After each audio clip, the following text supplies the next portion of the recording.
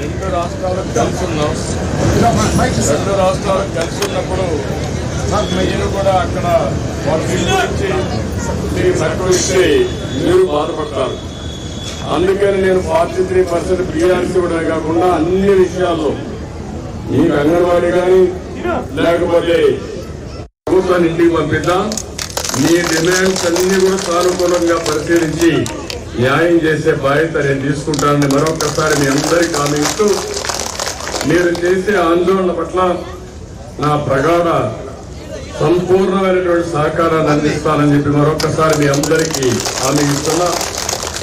ఆడబిడ్డలందరూ రోడ్డెక్కారు, కానీ ముఖ్యమంత్రికి మాత్రం కనికలు రావట్లేదు. వరదాలు కట్టుకొని తిరిగే పరిస్థితిలో ఉన్నాడు. నిన్న మొన్న మీరు చూస్తున్న మీ ఆవేదన, ఒకరైతే చనిపోయారు, ఒక అంగన్వాడీ ఒకరు చనిపోయారు.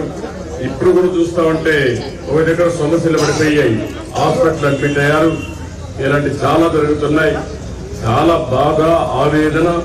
దీన్ని ప్రభుత్వం యొక్క తీరుని గట్టిగా ఖండిస్తున్నా, మనస్ఫూర్తిగా దీన్ని సహకరిస్తున్నా.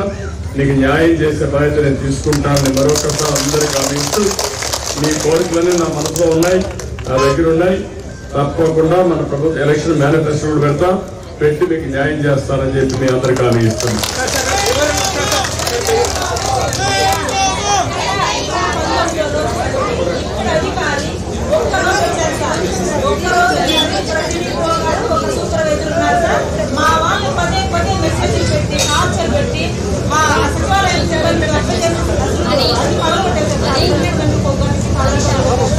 మా వాళ్ళు భయపెట్టి చాలా మంది భయపడిపోయి మేము భయపడి స్కూల్ తీసుకున్న సిచ్యువేషన్స్ కూడా ఉన్నాయి సార్. ఇప్పుడు మేమందరూ సమ్మెలో ఉన్నాం, మాకు జీతాలు రావు. నలుగురు ఉన్నారు సార్, భయపడి ఉద్యోగం తీసేస్తానని చెప్పేసి ఇప్పుడున్న అధికారి సార్. ఆమె అసలు ఆయన వైద్యులు ఎట్లుందంటే సార్, నేనే ఉద్యోగం ఇచ్చలేదు, నేనే జీతం అయిపోయింది, ఏమన్నా చేస్తే మేము అన్నది జీతాలు పని చేస్తానని సార్. ప్రతి దానికి సార్ మొన్న ఇద్దరు నర్మేట్ కూడా చేశారు సార్. ఆ విషయం మీ దృష్టి కూడా వచ్చింది.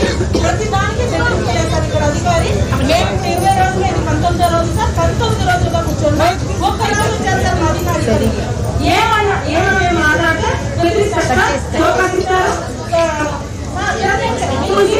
నేనే ఉద్యోగం ఇచ్చలేదు మీకు అని అందరినీ భయభ్రాంతులు గురి చేస్తున్నారు సార్. ఒక సూపర్వైజర్, ఇప్పుడున్న టీడీపీ గారు సూపర్వైజర్ దిల్షాద్ అనేసి కొత్తగా వచ్చారు సార్. మా వాళ్ళకి ఆమె నుండి సార్ ఒక ఆమె పెట్టిన టార్చర్కి నైట్ లో ఎఫ్ఆర్ఎస్ పెట్టిపోతే ఫామ్ కూడా వచ్చింది సార్. ఇలాంటి సిచ్యువేషన్స్ జీపీ వచ్చి పడిపోవడాలు, చాలా సిచ్యువేషన్స్ ఆమె వల్ల చాలా ఇబ్బంది పడుతూ ఉన్నారు సార్. ఇది చాలా సార్లు అధికారుల దృష్టికి తీసుకెళ్ళినా మాకు ఎలాంటి న్యాయం జరగలేదు. దయచేసి మీరైనా పరిశీలించి, ఇక్కడ లోకల్ గా చాలా సమస్యలు ఉన్నాయి, మా సమస్యలన్నీ పరిష్కారం చేస్తారని ఆశిస్తూ మీకు ఎన్నిక పత్రం ఇచ్చాము సార్. చాలా ఉన్నాయి, చాలా చోట్ల సార్ అసలు కలెక్టర్ గారి దృష్టికి తీసుకెళ్ళినా, పీడీ గారి దృష్టికి తీసుకెళ్ళినా, డైరెక్టర్ గారి దృష్టికి తీసుకెళ్ళినా మా సమస్యలు పరిష్కరించట్లేదు, మమ్మల్ని పట్టించుకోవట్లేదు. ఇప్పుడున్న అధికారి అసలు సార్ ఒక సీనియర్ అసిస్టెంట్ ఒక క్లర్క్ తప్పించి ఆఫీస్ లో 20 రోజులు ఎవరు ఉండట్లేదు సార్. 20 రోజులు ఇంతవరకు రాలేదు సార్. ప్రతి ఒక్కరిని భయపడుతుంటే గురి చేస్తుంది సార్. ఆమె భయపడుతుంది, నేనే ఉద్యోగం ఇచ్చాను, ఇదేమంటే సార్.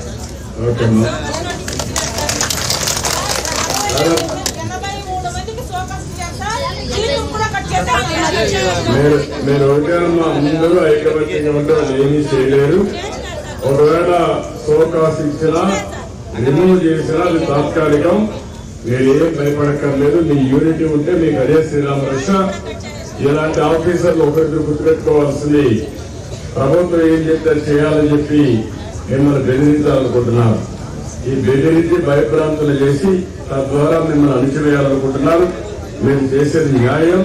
ప్రజాస్వామ్యంలో పోరాడే హక్కు ప్రతి ఒక్కరికి ఉంది. ఆ విషయం మీరు గుర్తుపెట్టుకోవాలి. మేము చేస్తున్నది కాదు. ప్రభుత్వాలు వస్తూ ఉంటాయి. ప్రభుత్వాలు ప్రజలకు ఒక ట్రస్టీగా ఉండాలి. ఈరోజు మీరున్నారు, మీ సమస్యలు ఉన్నాయి. మీరు గొంతమ్మ కోరికలు కోరితే చెప్పి డిస్కస్ చేసి న్యాయపరమైన కోరికలు తీర్చవలసిన బాధ్యత ప్రభుత్వం పైన ఉంటుంది. బాధ్యత మర్చిపోయి బెదిరిస్తానంటే కుదరదు. అందుకే చెప్తున్నా, 14 సంవత్సరాలు ముఖ్యమంత్రిగా పనిచేసిన అనుభవం నాకుంది. ఎప్పుడు కూడా నేను ఎవరిని బెదిరించను. అది మంచిది కూడా కాదు. కొంతవరకే బెదిరిస్తే జరుగుతుంది. తిరుగుబాటు చేసి వీళ్ళు పారిపోతారు. మీరందరూ అనుకుంటే ఒక ఆఫీసర్ ఒక లెక్క, ఏం లెక్క లేదు. 6 గుర్తుపెట్టుకోవాలి. ప్రభుత్వం చెప్తే అనవసరంగా మిమ్మల్ని ఇబ్బంది పెట్టడం మంచిది కాదు. ఒకవేళ అలాంటి జరిగితే నేనున్నా తప్పకుండా మీకు ఒకటే గుర్తుపెట్టుకుని 100 రోజులే. అది నా నియోజకవర్గం. ఇది మిమ్మల్ని ఎవరిని తీసేసినా మళ్ళీ రీఇన్స్టేట్ చేసే బాధ్యత నాది. ఏం భయపడక్కర్లా. మళ్ళా అవన్నీ కూడా డిసిప్లిన్ యాక్షన్స్ అన్ని కూడా తీసేస్తా. దాని గురించి బాధలే. ఎందుకంటే మీరు అన్యాయం చేసేది సహకరించాలి, అది వేరే విషయం. కానీ మీరు చేసేది న్యాయం అనేది నా ప్రగాఢ విశ్వాసం. ఆ విషయం మీరు గుర్తుపెట్టుకోండి. మీరు ఏం ఆదాయపడక్కర్లేదు. మీరు గట్టిగా ఉండండి, నేను చూసుకుంటాను.